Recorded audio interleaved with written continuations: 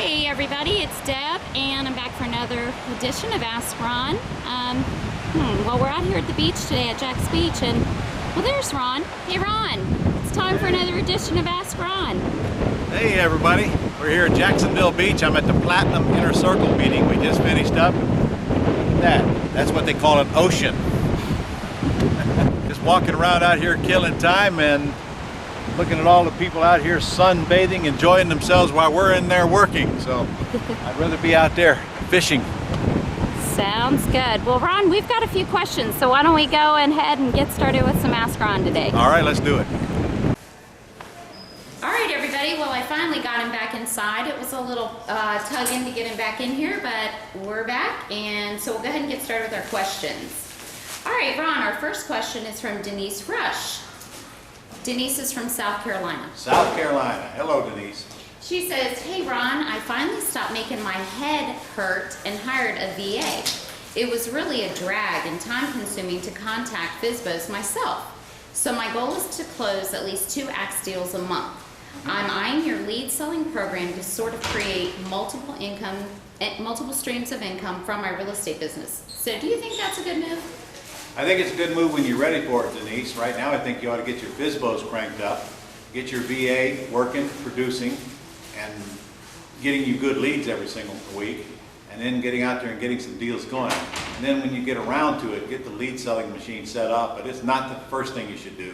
First thing is get some checks, get some cash flow coming in, because there is a setup process to the lead selling machine. Once it's up, it's great, but I don't want it to take your focus off of actually getting some big checks. Okay, Denise also wanted to thank you for answering her question last week on subject 2s, and she had one more question.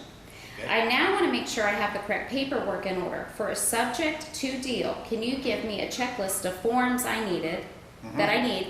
I've done some research in some of my other real estate training, and it is suggested that you have the following forms: the affidavit of purchase agreement, purchase and sales agreement, ST disclosure to the buyer. Stop. Yeah.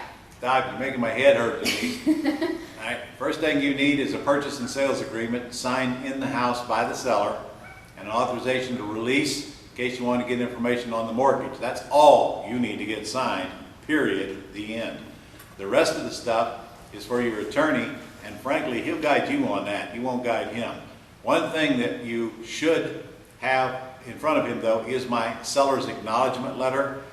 That's the CYA letter that the seller signs off on that I like everybody to do when they do a subject 2 deal. So if you can just get that to the attorney and your purchase and sale agreement, he'll take care of the rest, and quit worried about all of that other stuff. That's what attorneys do. They pull out paperwork and get both sides to sign it and make sure all the full disclosures are taken care of to comply with South Carolina law. Okay, and she wanted to know, do you suggest wrapping the mortgage with a performance mortgage of $1 to further protect the seller? I don't even know what that means. Do I suggest wrapping a mortgage? That's case by case. You better know what your cost and time frame are to get the property back if you foreclose on it. I don't know that answer in South Carolina, so I don't sell with owner financing if it's egregious to get the property back, and that's state by state. What documents you use, again, they have these things called attorneys. They worry about that stuff, Denise, not you. Paperwork will be done by attorney. You're asking the wrong questions. Go out and get property under contract, let attorney guide you through closing, and get the checks, and forget about the paperwork. Yeah, she says if all goes well, she'll make $10,000 on this deal. Very nice. Yeah, Denise, we want to hear about that if you do. Very nice. Make sure you send us a copy of the check with your picture on it, and maybe a picture of you in front of the house as well. That'd be great. Okay, from Ray Newby in California. Hey, Ray. In a deal where there is a balance and the seller is doing seller financing and I'm installing a new buyer, what is required document-wise, and are there closing costs, and does that go through title? Well, that's kind of a half a question. First of all, if you're buying the house with seller financing, you absolutely must get a title search done on it as soon as the ink dries on the contract. You absolutely must let an attorney close it for you. That attorney will provide the documentation, not you. If you're selling it with owner financing, the exact same thing. Attorney provides the documents. If you're putting a lease option tenant buyer in there, you probably will only use our lease option agreement right off the Gold Club site run it by your attorney, let him or her review it, and that'll be the one you use from then on. I hope that answered the question. Okay, great. All right, next is from Jeff Clayton from Houston, Texas. Hey, Jeff. He says in the ACTS manual, there doesn't seem to be a script specific for the initial call to the FSBO for the VA or if we're doing it ourselves initially. All the scripts are for after the info is gathered on the property information sheet.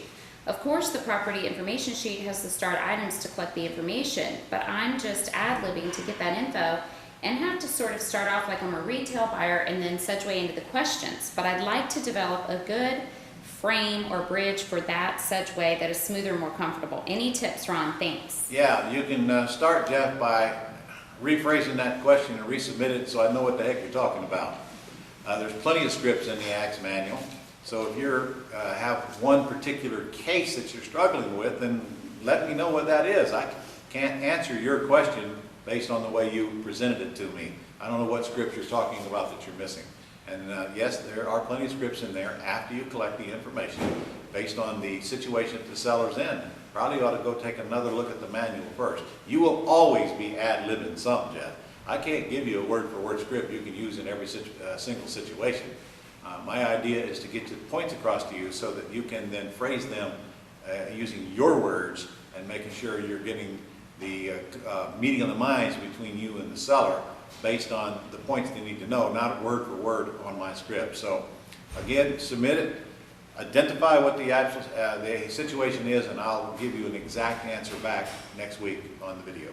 Sounds good. I'll be looking out for that, Jeff, on the forum. Okay, up from Ray Ritchie from North Carolina. Oh, Ray. Ray's older than dirt. He's been around 80 years. Well, that's not very nice. Okay, Ron, I can get a lot more money from tenant buyer if I can show that the upfront money will be applied to purchase price when option is exercised. I lease from seller and release to new buyer and assign my lease from the buyer back to seller instead of the other way around. Yeah. He says, you covered this sort of fast in Jacksonville last month at the ACTS seminar. Can you explain in detail? Well, Ray, frankly, the new ACTS course is coming out shortly, and you're going to get an invitation to buy it for, I don't know, send me the other one back, and I think I'm going to send it to you for something like $50. I covered it very thoroughly in that, no, I'm not going to do it on this tape, but I think you got the gist of it.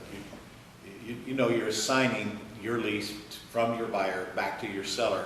That way, you're going to raise the price, whatever amount. If I'm buying it for $200, I want to sell it for $210, then I'm going to raise the price to $210 and show a $10,000 down payment from my buyer.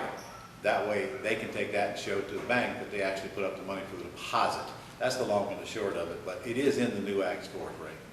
Okay, great. And Ron, our last question is from Marcel Johnson from Texas. Yes, Marcel. Dear Ron, I have recently noticed an abandoned property in my area. It appears to be in very good condition. I would like to know how I should go about processing it and making a profit from it. This would be my very first venture. What do you suggest? Thanks I for your suggest you don't spend a lot of time chasing dead ends. If there's no for sale sign on that front yard, then it's probably not for sale. It might be a bank-owned property going through the process of turning it around, and until the realtors get a hold of it, there's nothing you're going to do with it. If you want to go online and find out who the owner is, and if it's still a FSBO, then you can contact the owner that way. Go to 411.com and you might be able to track down where the owner is now. But if you don't, there's nothing you can do about it. Quit worrying about that one house. Instead, why don't you go get a VA and call a whole bunch of for sale by owner ads, create a whole bunch of leads, spend time working with the people who actually want to sell their house and will give you the information, and instead of spending all your time chasing down information on what's probably going to be a dead end for you anyway.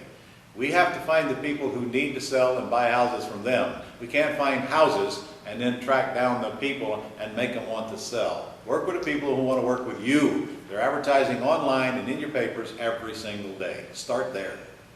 All right, Ron, that's all we have for today, so you can get back out to the beach in your bathing suit and go surfing. Yeah, I look like I'm in my bathing suit, all right. All right, see you guys. All right, see you next week.